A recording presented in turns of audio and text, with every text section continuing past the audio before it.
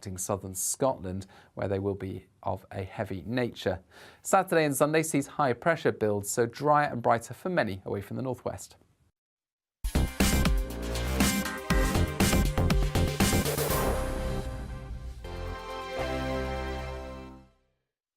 Join my show Farage, 7 p.m. till 8 p.m. Monday through Thursday, and there you will get opinion, analysis, debate, and I'll cover stories that nobody else dares to touch. You've been cancelled. Join the club. Oh my goodness me. And then for the last 15 minutes, talking pints. Over a drink, we have a civilised conversation with someone. We very often disagree, but we do it in a grown-up way. Come and join me on Farage.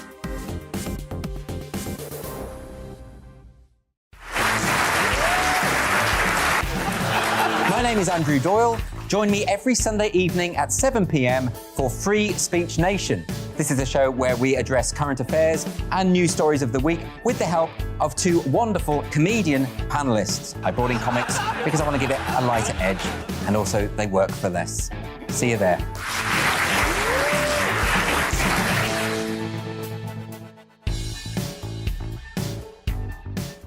Hi there, it's Stephen and Anne. At breakfast from 6 a.m, you'll always be caught up with everything you need to know, the latest headlines, opinions and debates. We'll bring you the good news and the bad, but most of all, we're here for you. Remember, send in your views and let us know what you would like us to talk about. That's because we're your news channel. And every morning at 6 a.m, it's breakfast on GB News. I'm Dan Wootton. Join me Monday to Thursday from 9 to 11 for the feistiest and most fun news debate on TV, where free speech reigns. I'll bring you a sharp take on the day's biggest stories, bombshell newsmaker interviews, and A-list guests. And I guarantee you, no spin, no bias, no censorship, and no reason to go to bed. That's Dan Wootton Tonight, Monday to Thursdays from 9 on GB News.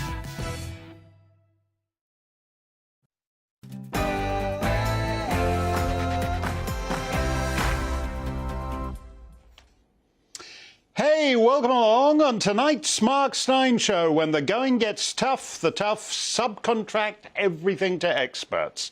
So how's that working out for you? Who does a better job in a crisis? Sir Chris Whitty or Billy the Cat? We will test that proposition. I forget which one is which now. I think that's Chris Whitty on the right. No, that's Billy the Cat. Do you take the environment seriously? Do you want to save the planet? Well, the most environmentally responsible thing you can do is increase child slavery in the Congo. Some Muppets get to be Greta Thunberg, other Muppets get to work in the mines for less than $2 a day so that you can feel virtuous about your electric car. How many African urchins are you willing to sacrifice to save a polar bear? As they cried 3.5 centuries ago during the Great Plague of London, bring out your dead!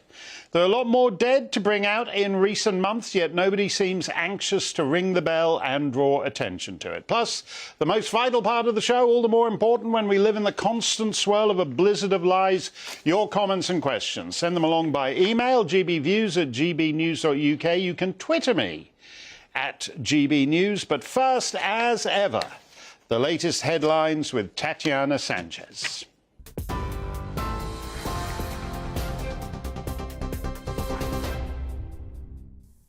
Thank you, Mark. I'm Tatiana Sanchez in the GB Newsroom.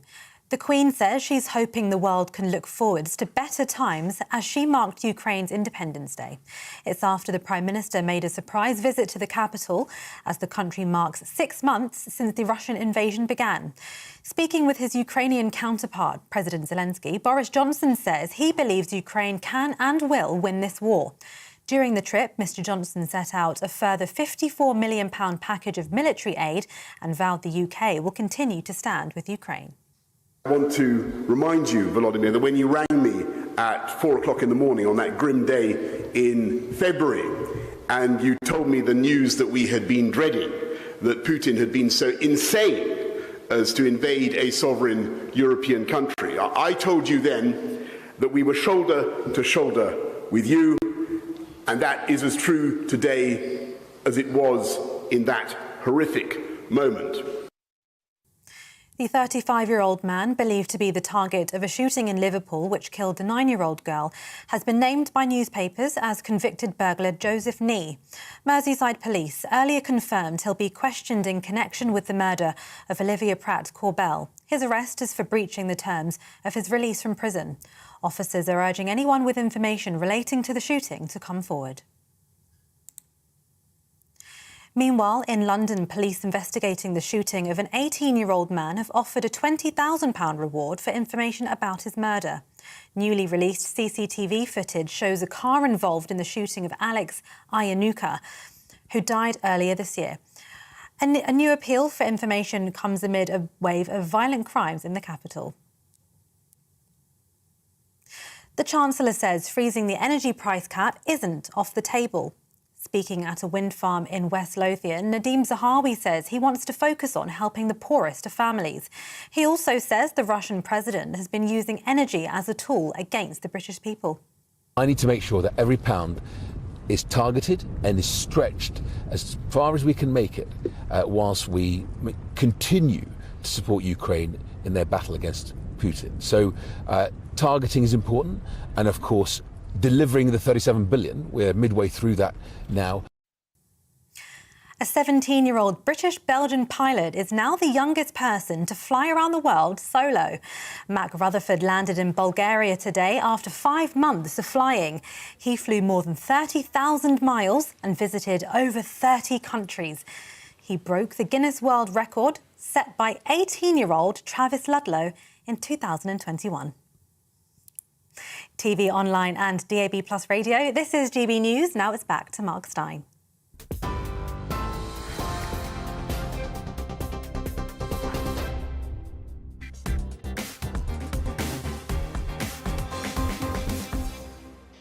As far as I can tell, it was climate change that established the new rules. If you express the view that all the global warming stuff seemed to be a little overheated, the greatest minds on Twitter would respond sneeringly with, "Are you a scientist?" Well, no, I got a chemistry set for my 8th birthday, but it didn't really take. But my friend here agrees with me, and he's got a Nobel Prize in physics. Ah, yes, but that's just a Nobel Prize in physics generally. He's not a climate scientist, is he?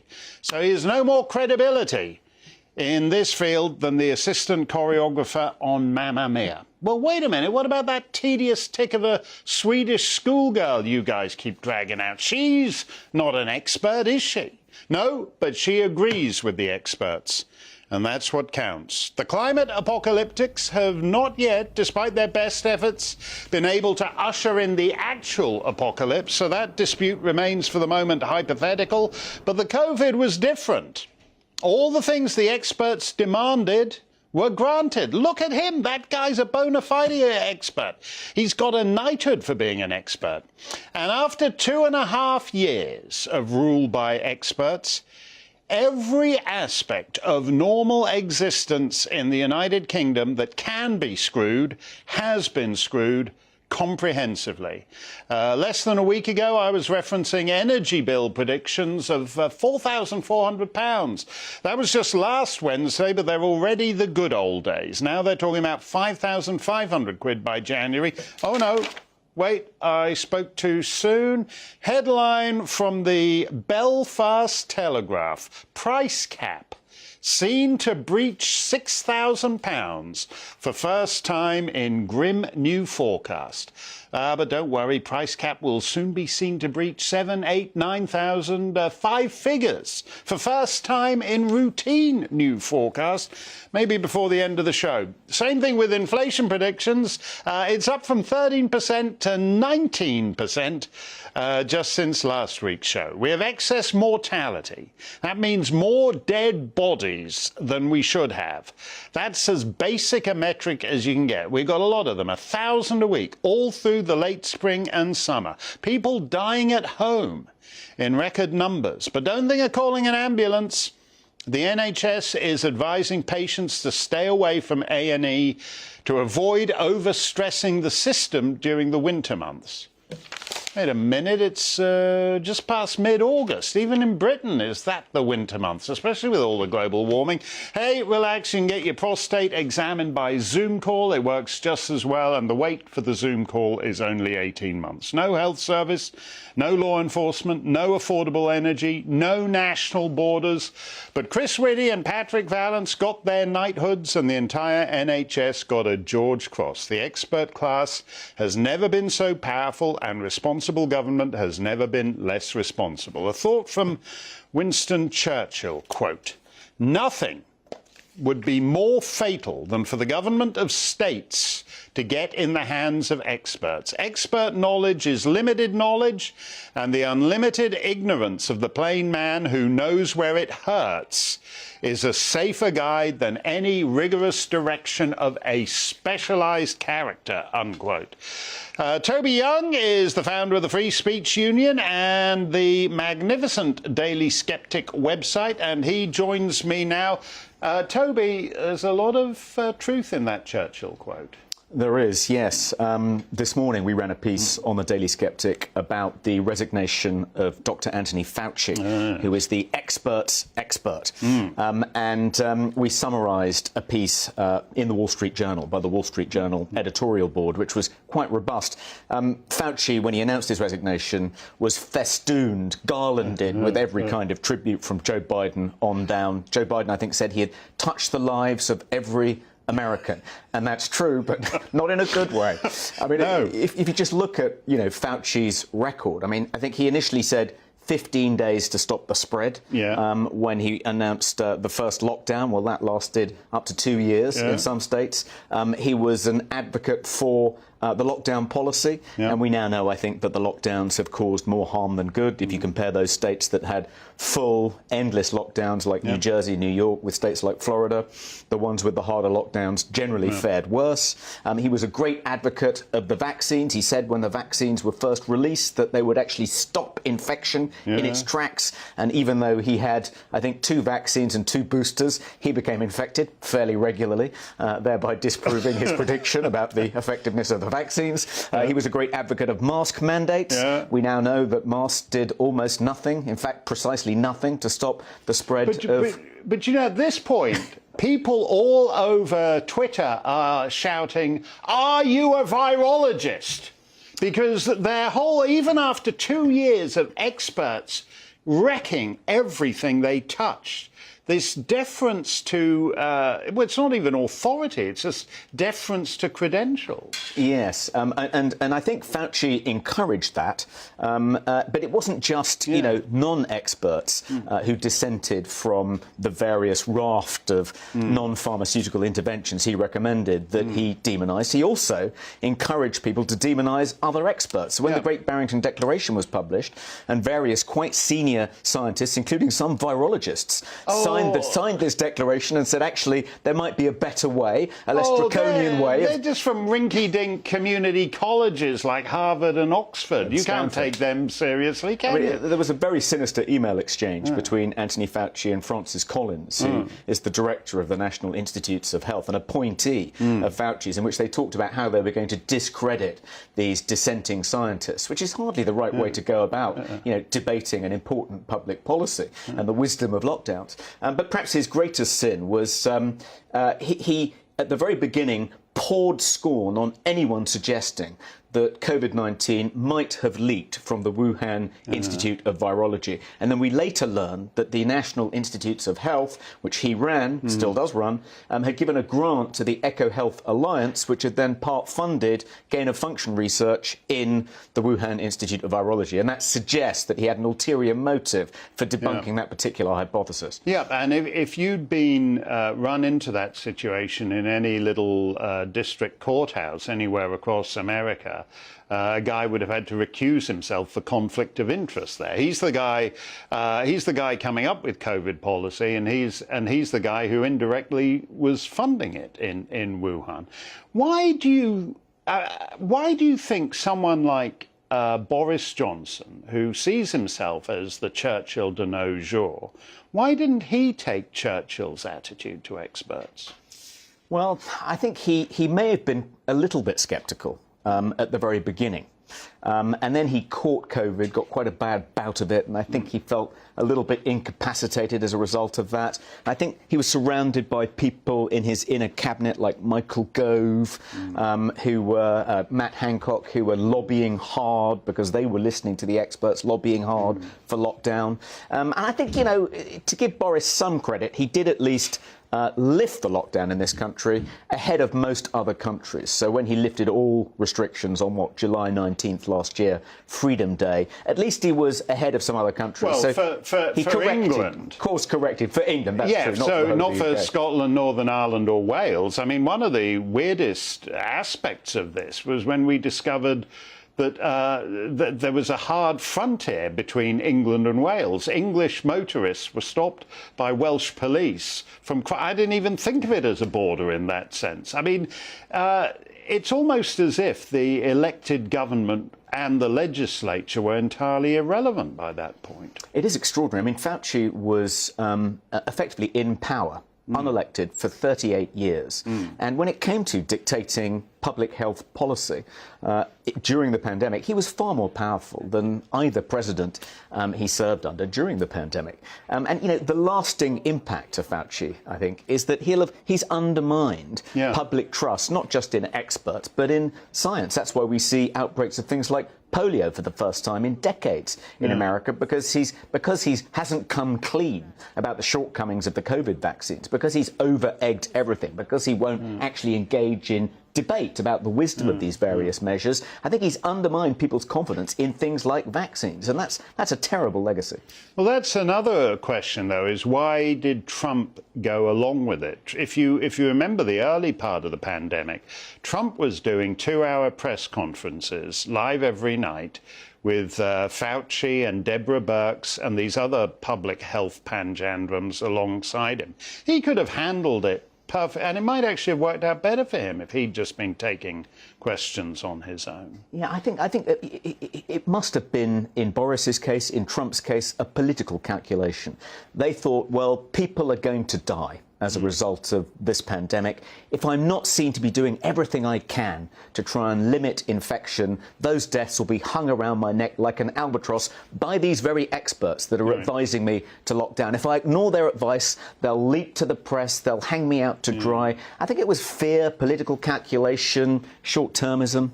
How do you think it's people feel about it now, though, where we're 2 years into it, and Jeremy Vine, if he gets a tickle in the back of his throat and he's doing his pillow munching. Ruchi, I got a bit of a tickle in my throat. Why is nobody locking down the country again? There are people who want more of it. It is extraordinary. I mean, you would have thought that the appalling track record of, you know, public health panjandrums like Anthony Fauci over the past 2.5 years would make people a little bit sceptical. Think maybe that wasn't the right policy. Maybe we shouldn't be locking down again. Maybe we shouldn't be forcing people to get vaccinated, wear masks. Maybe we shouldn't be shutting schools again, turning hospitals into COVID-only services.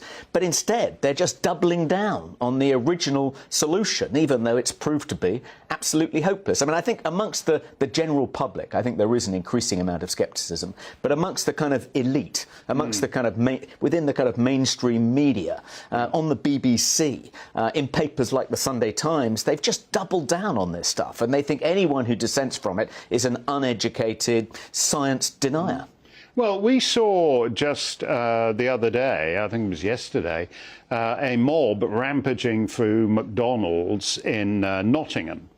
And I would have thought that the way, if you look at these energy bills, if you look at the inflation, there's going to be, when people say that you've got a choice between eating or heating, I mean, a lot of people aren't going to be able to afford either. There are consequences to what rule by experts has done to us. There are, yeah, and I think we are about to see a reckoning. You know, people, I think, are fed up. They put their trust in experts, in bureaucrats, in technocrats, thinking they're educated, they know what they're doing, they're scientists, they've been to Harvard Business School, they go to Davos every year, they know what they're about. And I think they put a certain amount of faith in them, particularly during the pandemic, during a time of crisis, a global emergency, and to have ended up here, with crime rampant, with energy bills going through the roof, with people not being able to afford to feed their families. I think there will be a reckoning. People, I think, are going to wake up to the fact, they're waking up to the fact that these experts don't know what they're talking about. Well, your dad was the guy who invented meritocracy as a word and as a concept. And right at the end of his long and illustrious career, he reminded Tony Blair, who was hot for experts and meritocrats, that in the post-war Labour government, Ernie Bevin had left school and gone down the mines at 12, and I think Herbert Morrison had pipped him and left school at 11. Well, yeah, my father coined the word meritocracy to describe a system, a type of society that he thought was undesirable. It was a term of abuse, not of praise, and yet it was taken up by people like Gordon Brown and Tony Blair as a term of praise, as a kind of a way to describe this kind of utopia in which experts ruled the roost. And at the end of my father's book, it's a fictional book, and it's narrated by this sort of wide-eyed sociologist who's a great enthusiast for meritocracy. And at the end, he's killed because there was a riot at Peterloo, I think in 2035, when the public finally turn on the experts that have been making such a hash of running their lives. It's a fantastic book, and it's arrived, its grim future has arrived 13 years ahead of schedule. Thank you very much, Toby. We got more expertise for you. Electric cars are the future, which means you ain't going nowhere. We're going to kick that around with our chum Alexandra Marshall. And the stats man himself is here. Jamie Jenkins is in the house to talk about excess mortality. All those additional dead bodies about whom the government and the media seem remarkably uncurious. And we have some good news, fantastic news in fact, courtesy of Sam Felstead from Nottinghamshire. Plus your thoughts, gbviews@gbnews.uk. All straight ahead in the Mark Steyn Show. Don't touch that dial. We're coming right back.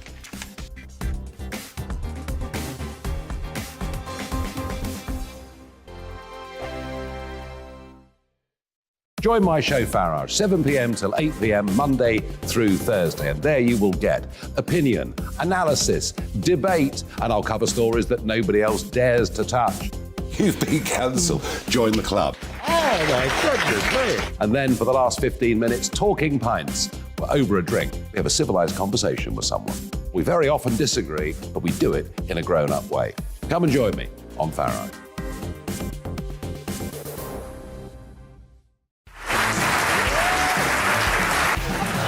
My name is Andrew Doyle. Join me every Sunday evening at 7 p.m. for Free Speech Nation.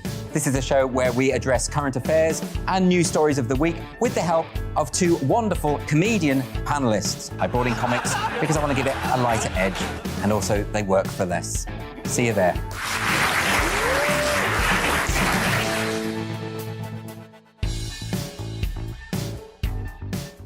Hi there, it's Stephen and Anne.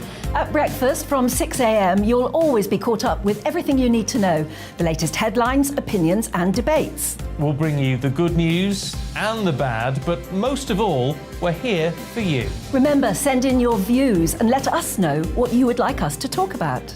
That's because we're your news channel. And every morning at 6 a.m, it's breakfast on GB News.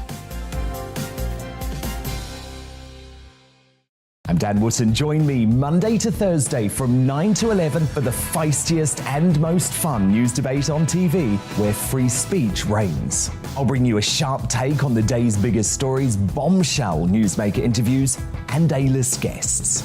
And I guarantee you, no spin, no bias, no censorship, and no reason to go to bed. That's Dan Wootton Tonight, Monday to Thursdays from 9 on GB News.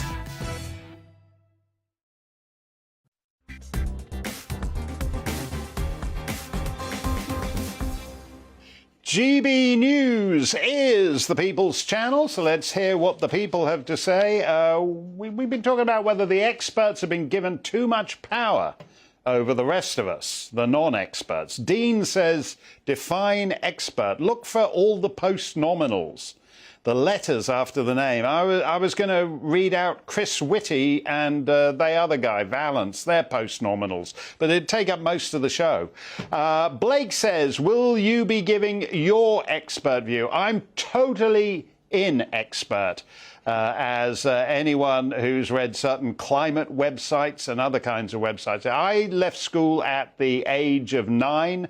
I didn't mean to, but my parents thought it would be good for me. You know who did that? What's his name? Richard Branson. His parents dropped him by the side of the road when he was, I think, 6, possibly 5, possibly 4, 200 miles away to see if he could walk back. Figure out a way to get back home without walking the 200 miles. Did him a world of good.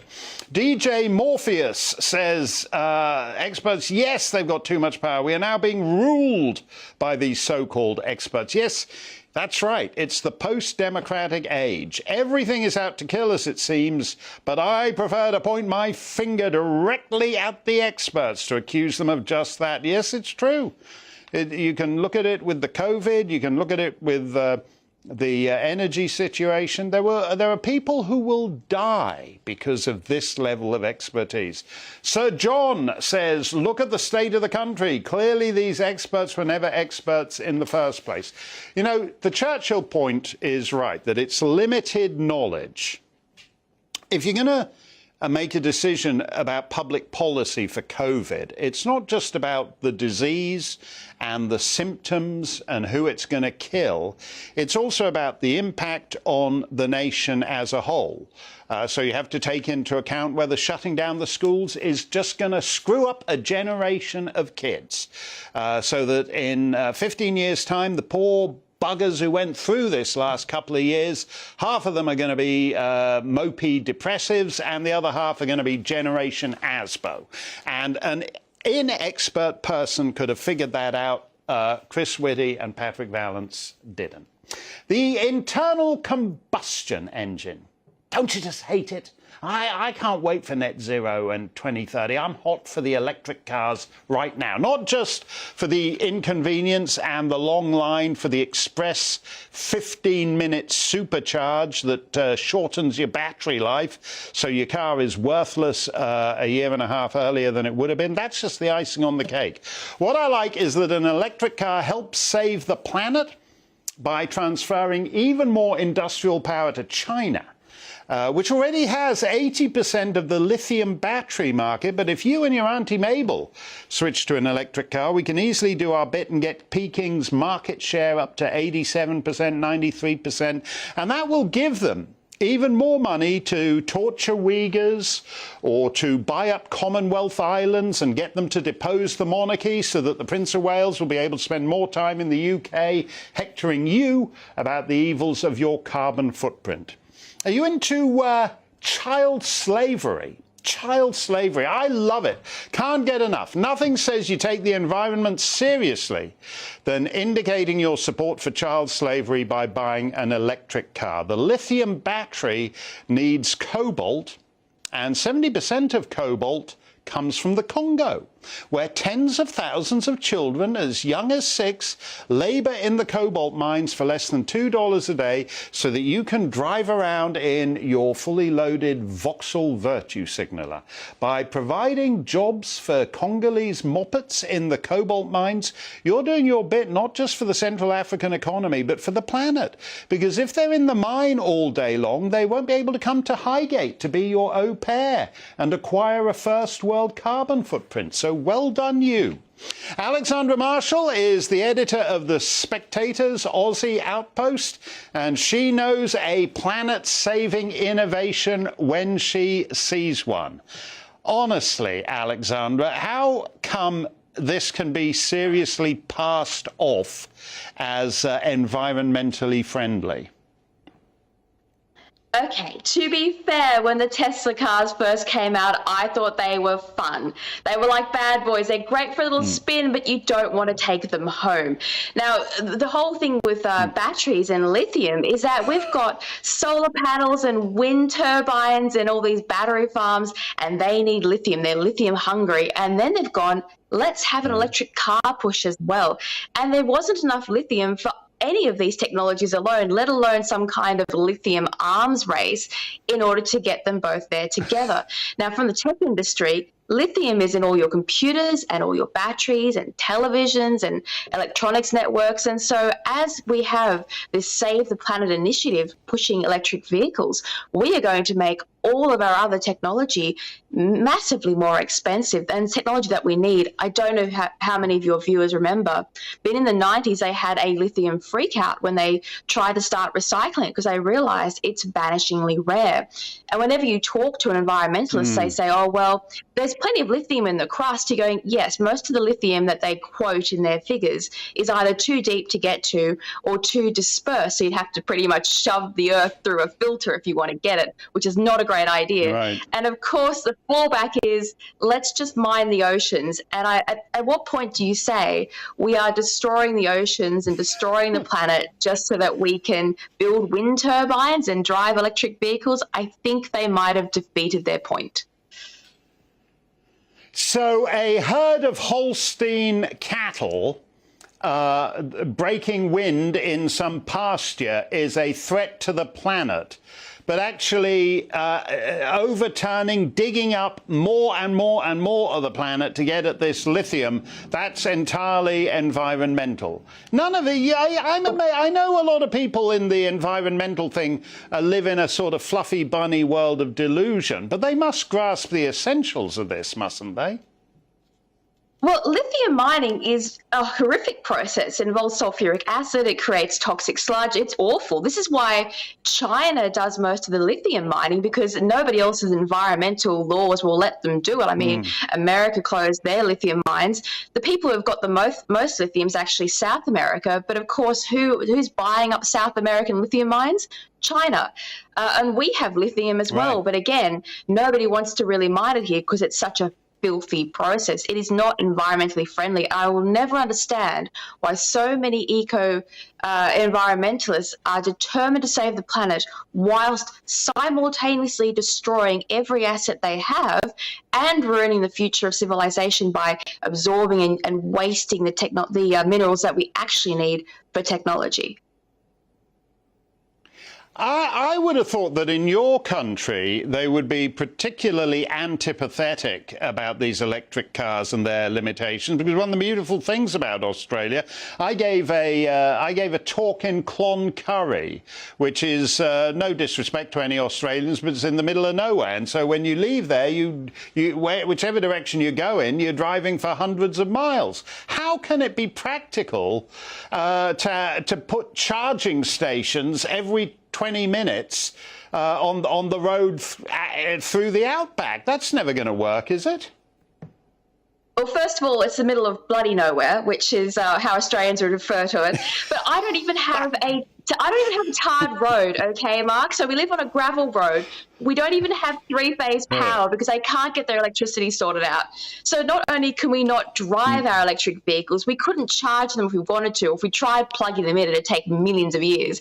So if we want to have electric vehicles, our lovely new Prime Minister, who's just going to start using taxpayer money to force this transition, might want to think about fixing the energy market, of which, by the way, you might have noticed in Australia, we don't have enough energy as it is. So I can't wait for millions of e-cars to plug in the afternoon, crash the entire grid, and watch our Prime Minister and his ministers squirm in the dark ages that they've created.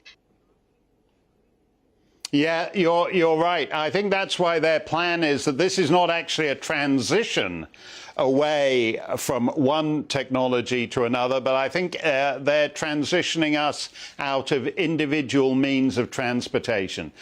So we're all going to be standing out in the rain waiting for the number 37 bus, which will be electric and be recharging itself somewhere out in the outback. Thank you very much, Alexandra. Talk to you soon. Time for another in our ongoing series, Nothing to See Here. On Sunday, mountain biker Rab Wardell won the Scottish Cross-Country Championship, the national championship. On Monday, the champ went on BBC Scotland to talk about his victory. Talk me through it then. How do you contend with 3 punctures in a race like this and go on to lift the gold medal? Unfortunately, I'm probably a little bit too well practiced in managing punctures, but no, it was to be honest, it was a bit of a disaster. But no, just have to keep on trucking and keep racing. And I guess still felt confident that I'd be able to catch the leaders and win. So yeah, just give it my best shot. So a tremendous come-from-behind win on the Sunday. On the Monday, he's on the BBC talking about it, full of life there. Then he goes home and dies. Headline from the Daily Record, mountain biker Rab Wardell dies just 2 days after winning Scottish Championship. He went into cardiac arrest on Tuesday morning, less than 48 hours after winning a national championship. His poor, devastated girlfriend, Commonwealth Games and Olympics champion Katie Archibald, tried to revive him, but she was unable to. As she subsequently tweeted, I still don't understand what's happened. If this is real, why he'd be taken now, so healthy and happy. Rab Wardell was 37, which is no age to die. Nothing to see here in cycling and nothing to see here in rugby from the Huddersfield Daily Examiner. Tributes to Halifax rugby player Ben, who has died suddenly, aged 30. Ben from Siddle died suddenly on Monday, leaving his family and friends completely shocked. The 30-year-old dad played competitive rugby for a host of local league and union teams, including Huddersfield Giants and Bradford Bulls. Nothing to see here in rugby, nothing to see here in cycling, nothing to see here in football.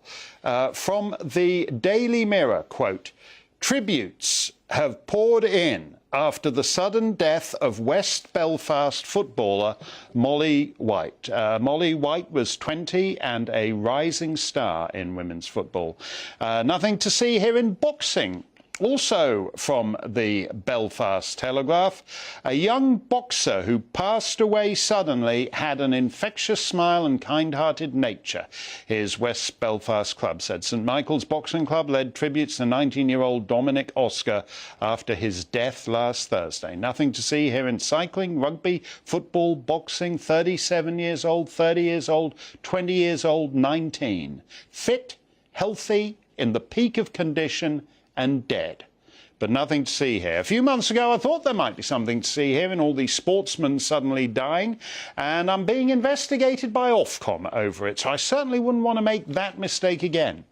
Nevertheless, as we've reported, in the Canadian province of Alberta, the leading cause of death is not cancer or dementia, but cause unknown.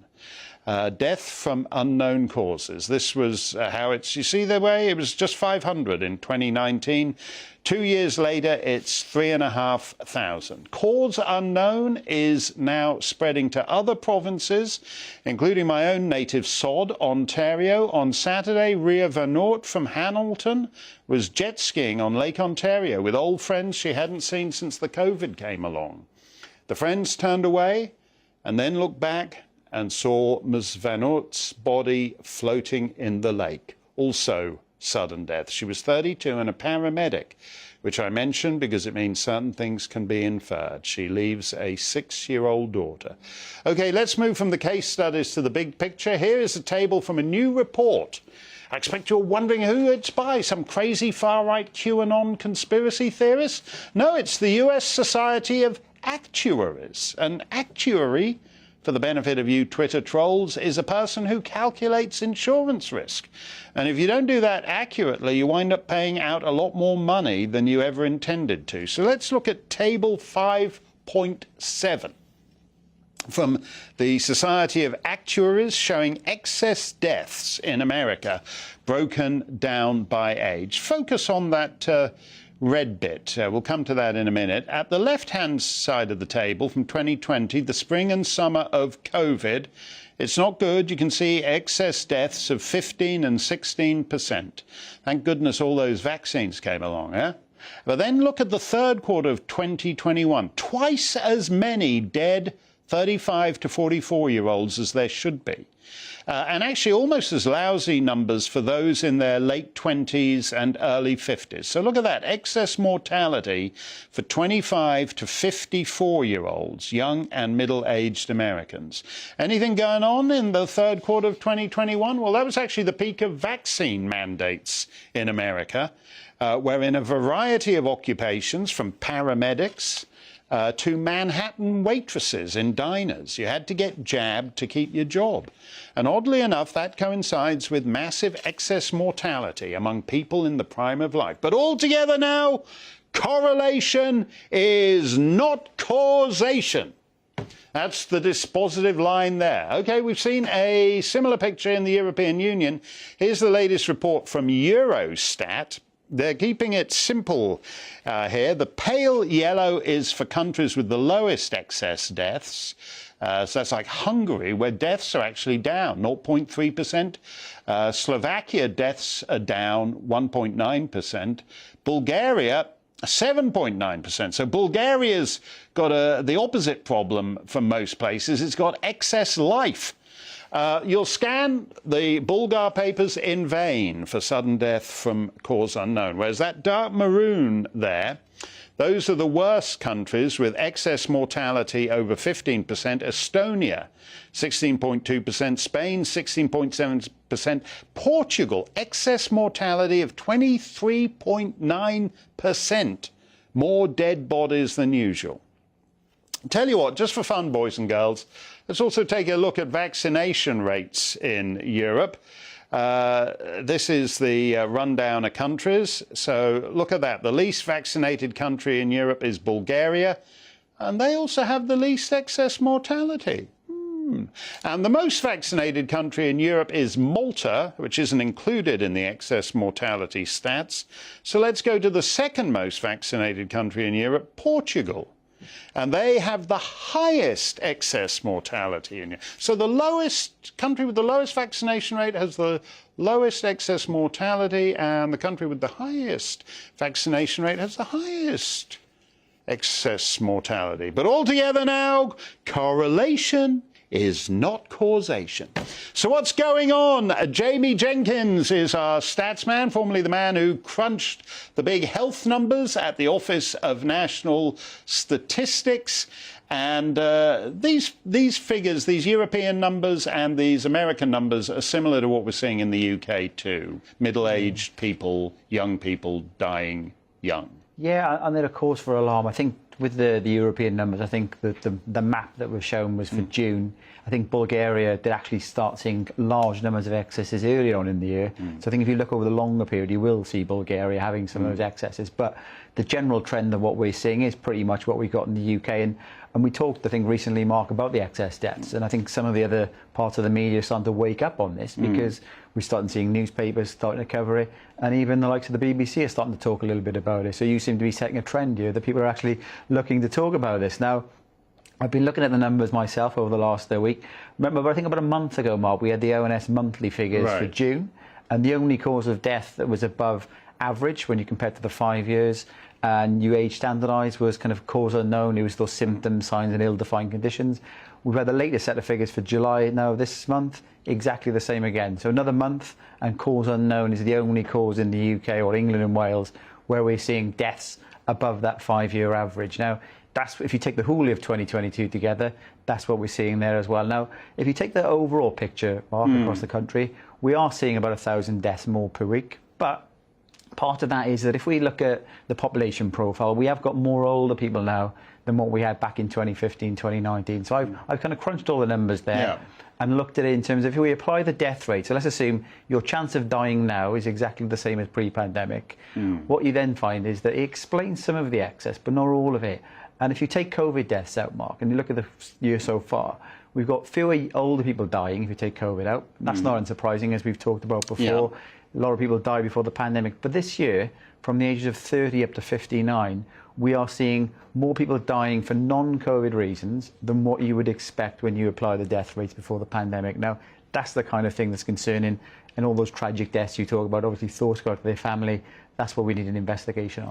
Yeah, so that matches because the way the ONS does it, it's 30 years to 59. But that's, again, like those American actuaries where it's 25 to 54. Are you surprised that deaths before your time in countries where life expectancy is 77, 78, 79, and we're not interested in why people are dropping dead between 30 and 59? And we should be interested because we had every single day, you know, for 2 years or more, how many deaths within 28 days of a positive test. BBC, ITV, Sky will be covering it. I've not seen hardly any news reports of it all. No, on these excess deaths. you made that point, that the people who had these like tickers, they had graphics made up to show how many people had died from COVID every week, aren't interested now that it's young and middle-aged people dying in huge numbers every week. And the important thing here, Mark, as well, is that if you actually look at the age profile and then you look at excess death, there's another metric you can look at, is the number of years lost of life. So obviously somebody who dies in their 30s, who may have survived until the age of 70, 80, there's 40 years of life lost. If somebody dies of, say, COVID a few years before they're kind of what you'd expect them to die out, there's less lives lost. Now, there are some factors that we can look at. So I've been looking at the Office for Health and Disparities. There used to be Public Health England, they kind of split that off. And they've been looking at kind of what causes might be behind some of these excesses. And there is a bit of a trend that we're starting to see here now, Mark. We're seeing higher than average deaths for the time of year in terms of heart issues, which includes heart attacks, heart disease. We've got diabetes deaths up as well, and some stroke deaths as well. So we've got these common things. And the last 3 or 4 months, we have been seeing the NHS in crisis. We've got 13,000 people now in beds in England. They can't be discharged. So we've got a situation now, Mark, where they can't be discharged into the community because there's not enough care. The government sacked a load of care workers last year. That won't have helped that. So if somebody goes into A&E, they're in a bed, they can't be transferred to the wider hospital. What then happens is an ambulance turns up. They can't just put the patient into the A&E because the beds are blocked up. So some poor soul then has an heart attack or a stroke. They phone for an ambulance, and there is left fewer ambulances for them to go. Well, there are people who say that it's because of the problems in the NHS, and certainly there are a lot of people dying at home, but and they're saying it's because people didn't get their cancer appointments during the COVID, so their stage 2 cancer is now stage 4. But in fact, there isn't a lot of increase in cancer deaths. It's more this sudden adult death syndrome type stuff. Yep, there's that and the heart issues. The cancer numbers, actually, if you do compare them, you're right, they're not actually over excess, and that might be something that we see coming down the line. And there are a number of other factors that we need to obviously look at. You've talked about kind of adverse reactions to the vaccination. You've got lots of people have had COVID in the country as well, Mark, and we do know that having a COVID infection can cause circulatory issues. And kind of the main thing as well that doesn't really get talked about is the government in part of all of this. They told everybody, stay home, protect the NHS, save lives. People who may have little problems with themselves, they can't diagnose themselves at home. People are dying from home. Are they staying at home? Have they stayed at home for the last 2 years? And then they're suddenly dying because they haven't been diagnosed with anything. Well, let me ask you this just finally, Jamie. I started with that statistic, you know, from Alberta, which is one of the wealthiest places on the planet, and the leading cause of death in Alberta is unknown cause. Unknown cause, as you've said, is making huge strides elsewhere. Is it normal? For someone who's been in health statistics, is it normal for the leading cause of death in your jurisdiction to be cause unknown? Well, that isn't normal. And in the UK, what we're seeing, it's not the leading cause. It's still about 8th, but it is on an increase, as we said. It's going up the hit parade in an Albertan direction. It's going up. And the thing is, a lot of these deaths, if there's a sudden death, they should go to a coroner. There should be a full investigation. Then you should identify the cause. Whether or not they're doing that in other countries to the kind of the extent they do in here is the thing. But what's coming down the line, Mark, is the winter. And you've been talking about the cost of living crisis. We know we saw excess deaths potentially will go up because people won't put the heating on because they can't afford it. So the government's policies of kind of lockdowns and then the cost of living crisis off the back of it, that's one thing to look at over the winter is, are we going to see excess deaths because people can't afford to put the heating on? Well, that would be amazing. It might be that just the spring and summer we'll look back on as the good old days of excess death. Thank you very much, Jamie. Great to see you in the studio. Stump the Stein is looming. GB Views at gbnews.uk. And man cannot live by total societal collapse alone. So we have some actual good news for you. Happy news. You're going to love it. It's inspirational. That's coming right up.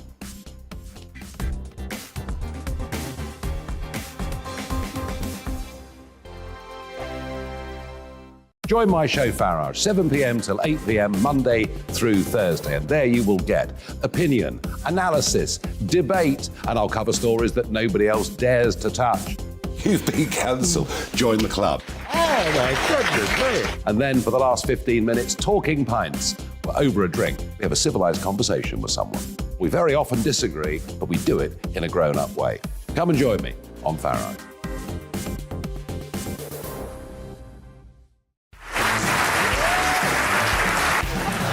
My name is Andrew Doyle. Join me every Sunday evening at 7 p.m. for Free Speech Nation. This is a show where we address current affairs and news stories of the week with the help of two wonderful comedian panellists. I brought in comics because I want to give it a lighter edge, and also they work for less. See you there.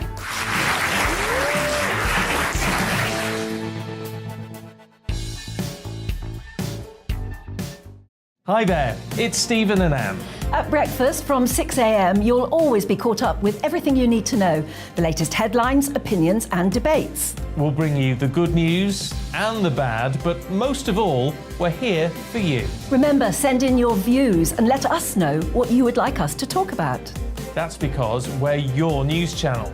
And every morning at 6 a.m, it's breakfast on GB News.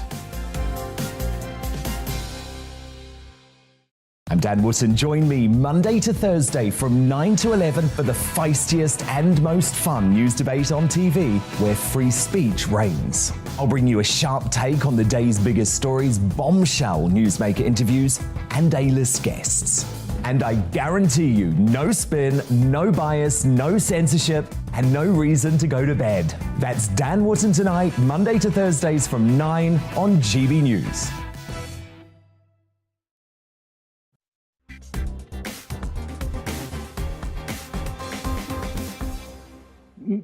My next guest is a receptionist at the Queen's Medical Centre in Nottingham, and she very nearly joined the ranks of all the excess mortality we've just been talking about on this show. Sam Felstead had a heart attack that could have proved fatal. Fortunately, she had on hand, no, not a trained cardiologist, not a passing district nurse, not even a Boy Scout who's got a merit badge for first aid. She had something better than that. Billy the cat. Sam joins us now from Nottinghamshire, as does Billy the cat. Okay, Sam, Hello. Tell us what happened to you. Hi, Well, Sam. Basically, early hours of the morning, 4 o'clock in the morning, Billy woke me up by jumping on me. He was jumping on my chest and he was meowing at me. Doesn't normally do this, but this is what he was doing. And he woke me up, and when I woke up, I was wet through with sweat and I couldn't move my right side. Got awful pain in my back, which moved to my chest. And when I got to hospital, they told me I had a heart attack. Yeah, and if Billy had not jumped on your chest, you would likely have just died in your sleep, as so many other people are doing at the moment. Probably, yeah. Because I wasn't due to get up for a couple of hours and my alarm wasn't due to go off. And he's never done it before. And he doesn't normally go near me very often. No, that's what I like about the story, because Billy isn't one of these cats who's on you all the time, sitting on your shoulder, doing the heavy purring thing, cuddling in your chest. What he's doing right there, Billy, that's quite unusual for him now. He's not someone who's touchy-feely, is he? No, he's not a lap cat. Not with me, anyway. He doesn't like me very often. He's more my mum's cat. He is. He's off. Well, so long, Billy. Yeah, his work is done. Yeah, that's it. He But doesn't want to know it's me actually now, it's a fantastic thing, that, isn't it? Somehow Billy intuited that something was not quite right with you. I don't know. I mean, cats can tell whether you're breathing normally or whatever, but somehow he heard something or he saw something and he jumped on the chest, and that's why you're here today. It is, yeah. I think I think there was a cat expert, somebody. She says that she thinks it's to do with the sweat and how I was behaving in my sleep. But yeah, we'll never know. But he definitely saved my life for me. That's absolutely incredible. Now, it is the NHS, so when you realised you were having a heart attack, they said they didn't think they'd be able to get an ambulance to you. So your mother wound up driving you, in fact, to the Queen's Medical Centre to be seen, driving driving you herself. So, in fact, Billy's intervention is even more important because we've had stories about the waits for ambulance and all the rest of it. Getting a cat as actually the first responder, it actually worked out good. No, I'm being serious. I'm being serious here. That's a fantastic thing, isn't it? It is. It is, yeah, it is. I mean, we was told that there could be a wait of 2 hours minimum, to actually get an ambulance to me. So, yeah, it was quite... So they told me my mum would be quicker. How's Billy reacting to what he did? I mean, have you been going, oh, my God, you saved my life, and is he still the same standoffish cat with you that he was? Has he gone back to normal now? He's never changed. He's still grumpy. He's still just likes his food. That's it. He's not changed at all. So, well, that's what makes it such a great story. He's not one of these suck-up cats who's like rubbing up and down your leg all the time. He doesn't purr the purr, but he walks the walk, basically. Oh, definitely, definitely. He's certainly in charge, though. He's the boss. Well, you look fantastic for someone who's just had a heart attack, and that is definitely down to Billy the cat. So we congratulate you on that, Sam. You made a great choice of cat, and I hope people don't find out your telephone number, and like that poor fella in Cornwall the other day was waiting 15 hours for an ambulance. I hope he doesn't say, screw this, I'm going to call that cat in Nottinghamshire instead, because otherwise Billy's going to be overwhelmed by business. But he's done a terrific job. Congratulations, Sam.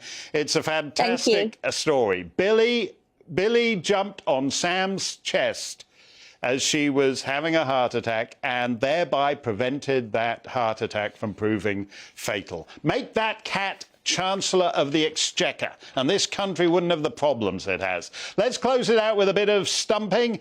Mark says, do you think trashing the economy was deliberate? I think it's certainly deliberate that they want us, our rulers want us to lead poorer, meaner lives. They don't want us flying off to the Greek islands. They don't want us driving around in fancy cars. They don't want us eating cheeseburgers. They've got plans for us. Christopher says, I've always thought that Ofgem, that's the energy regulator, was utterly useless. What do you think? I think all these off things, anything starting with off should get off. Ian says, is that a Brillo pad on your head? No, Ian, you're confusing me with Andrew Neil. He's the one with the Brillo pad. He's still on his sabbatical, and unfortunately he flew off with his Brillo pad on his private plane. It's on the nude beach at Saint-Tropez on the top of his head now. Andrew doesn't wear anything on the beach at Saint-Tropez except his Brillo pad. That'll do it. Dan Wootton's here to wallop you Wednesday. What you got, Dan? Mark, you have just put a thought into my head that I don't know if I'm ever going to be able to erase. Oh, my goodness, how could you do that to me? Look, we've got... I heard you talking about Greta Thunberg earlier, actually. Brendan O'Neill is here tonight on Thunberg. Have you heard much? She's been moaning about the fact even in Sweden she's now being ignored. Well, actually, good, because she needs to be held to account for some of the hell that we're going through. Plus, we've got to have a bit of fun. So Meghan Markle's sister Samantha is going to do possibly the most scathing review of Meghan's awful new podcast you will hear anywhere. Oh, OK. I think, yeah, you'll have no fun with Greta Thunberg, but you'll have all the fun in the world with the Duchess of Sussex's sister. Great stuff, Dan. All after the weather. Stay safe, stay free. Hi there. It's Aidan McGivern from the Met Office here. A warm night to come for some places following a hot and humid day in the southeast, but heavy rain and thunderstorms overnight and into the morning will clear the air. A weather front is crossing the country, albeit slowly. Associated with this weather front, some heavy and persistent rain, and eventually that will arrive into the southeast. But at first, through the evening, it's dry in East Anglia and the southeast, just 1 or 2 showers developing later. The main area of rain affecting the Midlands, Wales and the southwest, that pushes southeast, and by the end of the night, the heaviest rain is pushing into the southeast, where it's a warm night to come, 18 to 21 Celsius, while Scotland, Northern Ireland and eventually West Wales, the far southwest, sees clearer and fresher conditions arrive. So a wet start to the day for East Anglia and the southeast, some thundery rain for a time. Eventually the rain does peter out, and by later in the afternoon it's mostly dry. It's also turning brighter, and there'll be plenty of sunny spells for northern and western England, Wales. With fresher air coming, it's looking like a return to average temperatures. But for Scotland and Northern Ireland, here there'll be a scattering of showers, especially towards the northwest, along with a keen breeze. Areas of more persistent rain pushing into the west of Scotland and Northern Ireland during Thursday evening. A lot of clear skies elsewhere, although West Wales and the far southwest will see some showery rain turn up by dawn. A more comfortable night for sleeping though, with temperatures mostly holding up at around 12 to 15 Celsius. Then a bright start to the day for East Wales, much of central and eastern England. Northern Scotland also faring well for sunny spells first thing Friday. Otherwise, areas of cloud slowly drifting in from the west, along with some showers. Most of those showers affecting southern Scotland, where they will be of a heavy nature. Saturday and Sunday sees high pressure build, so drier and brighter for many away from the northwest.